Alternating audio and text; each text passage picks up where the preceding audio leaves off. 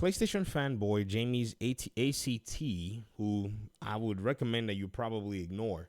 But I saw Nervous Breakdown here. Shout out to Nervous Breakdown as an audience member. He was responding, so I was like, hey, what's going on here? Apparently, because I muted this cat. And he put this post up here. And, again, let's kind of break it down. Let's lay it out, okay? I'm not trying to roast anybody. This is a video where I want to basically present what I think is an educational perspective. Jamie's ATC says, you know what's funny about Xbox fanboys? They couldn't see that Xbox studios wouldn't remain financially viable if they kept their games exclusive to Xbox, especially given Game Pass' slow growth and the declining popularity of Xbox consoles. Okay, Jamie's ACT, you've made 3 claims. You said, number 1, they couldn't see that these Xbox studios wouldn't remain financially viable if they kept their games exclusive to Game Pass. Well, number 1, Xbox has been taking its games to Steam all the way back in the 2016 timeframe. Jamie's ACT, if you want to learn about what the heck it is, the history looks like, you have to go over to the Xbox publisher page that's been collated to see what their history looks like. The first game that they launched on Steam published on Steam was in 2009. Then 2 years later, 2011, a year later, 2012, months later in 2012, and then April 2013, 2 games they put on, 3 actually, in April and May 2013 together, Age of Empires HD Edition, which has been retired, 2013 State of Decay, Loco Cycle, and then in 2014 Halo Assault. And if you notice, there's a sporadic difference in terms of, these games. There doesn't seem to be a commitment. Even when they were launching Ori and the Blind Forest in 2015 and Pillars of Eternity, didn't seem like a big commitment at that time. You'll notice that there are other games that had been coming out that were not here on PC day and date until Ori and the Blind Forest Definitive Edition and then Quantum Break Day 1. Bam. That's where the crap gamer came out and started to spaz. Now, the crazy thing is, I don't know the perception of the so-called Xbox fanboy about this move at the time, except for crap gamer.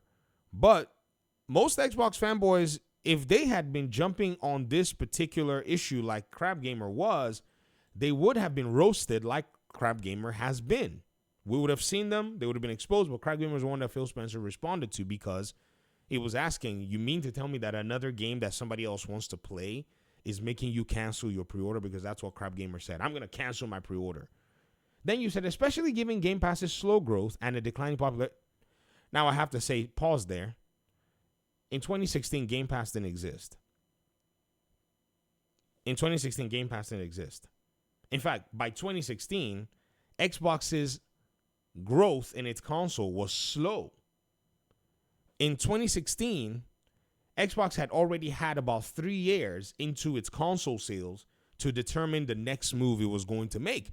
Do you know why? The data that these companies operate on is a month-to-month, week-to-week data set. They don't have time to sit on Twitter and talk nonsense. You know what I mean? Like they got to get busy and get to work. So your interest in the company is not the same as the company's interest in its own well-being. You only have to sit here and, rage bait farm and engagement farm while these companies have to actually get to work, right?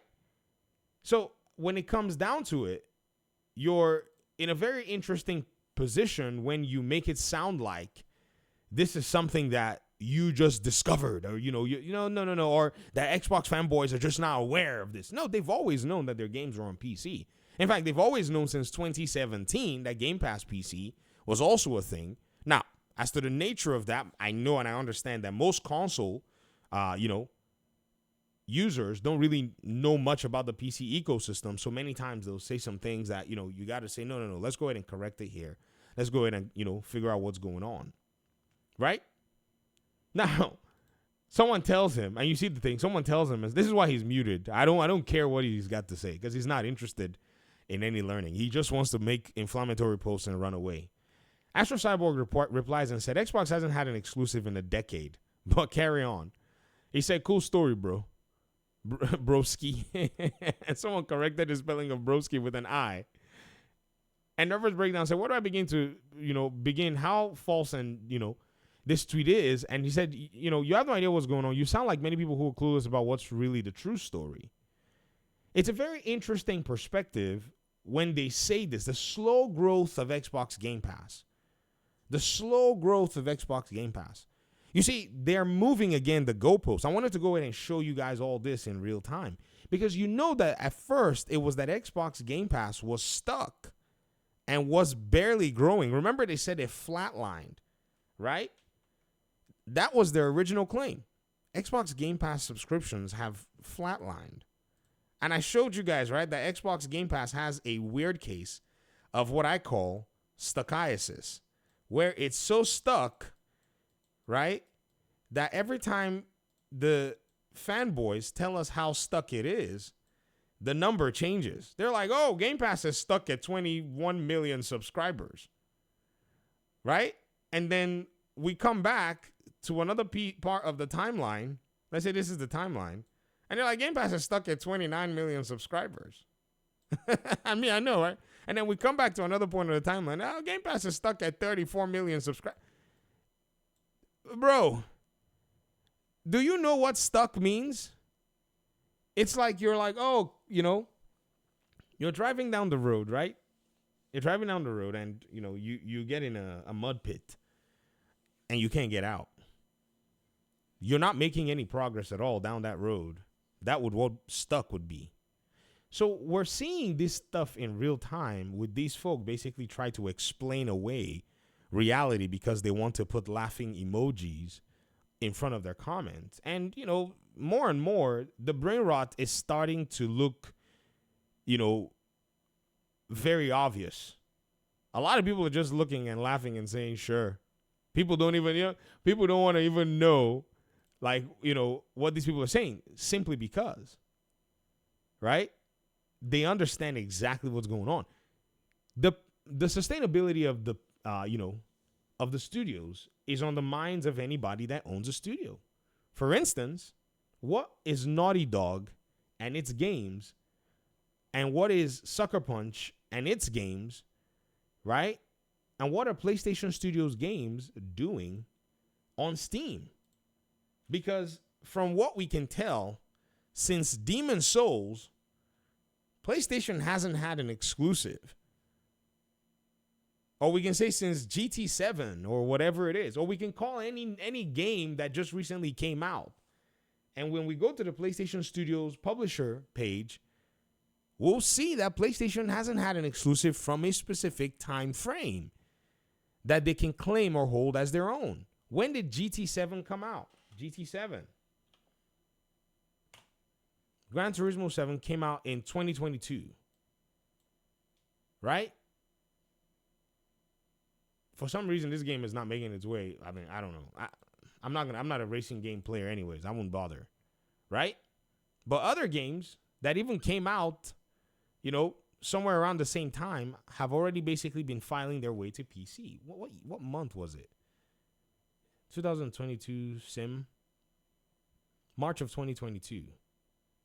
So every other game released after March of 2022, and even some before March of 2022, have made their way to PC. So all of this talk right now, the funny thing about it is they keep saying this stuff about, Xbox fanboys not seeing that their studios couldn't stay sustainable without their games going to other platforms, while their games are here. And if we take it by studio basis, right? Let's just take it to a studio by studio basis. What is Naughty Dog's catalog looking like in terms of their most important games? Uncharted, right? Uncharted 4, PS4 game, and Lost Legacy, which were basically, related games. Last of Us Part 1 and Last of Us Part 2. So their 4 flagship games are all on PC. Insomniac, what is their collection looking like? 2018 Spider-Man, before they got acquired by PlayStation, Spider-Man 2, Miles Morales, Ratchet and Clank, all on PC.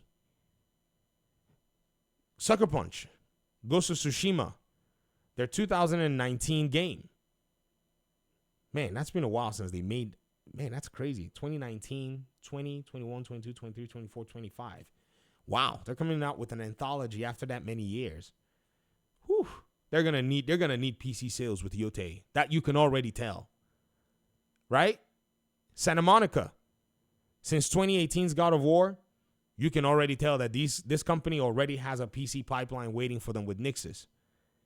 Guerrilla, basically everything.